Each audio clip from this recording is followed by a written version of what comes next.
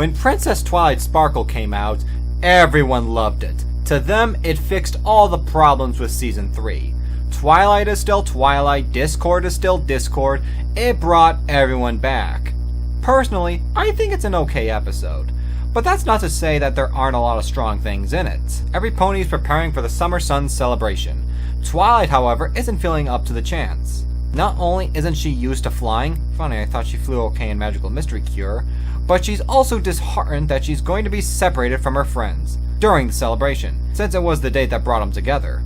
But trouble starts brewing when it appears that Celestia and Luna are missing, and the sun and the moon are in the sky at the same time. To make matters worse, Ponyville is being invaded by the Everfree Forest. No joke, there are vines growing everywhere and clouds running amok. Twilight expects Discord to be behind this, but Discord says he isn't responsible.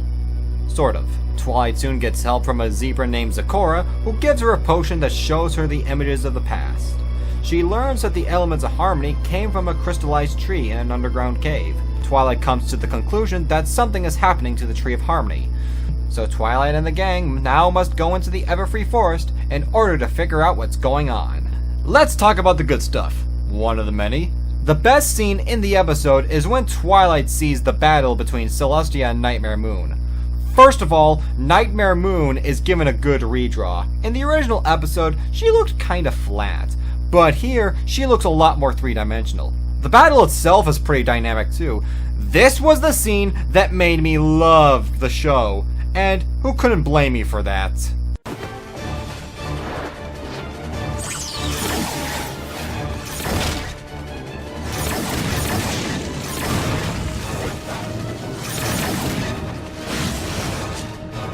It's the episode's only downfall. The scene basically overshadows everything else in the episode. It feels almost like the climax. And the actual climax is weaker in comparison. The other good thing in the episode is the mystery. The ponies and the viewer are trying to figure out what's going on. The flashbacks aren't there to make fans squeal, they're there to add certain plot points. I also like how the Everfree Forest is kind of the antagonist.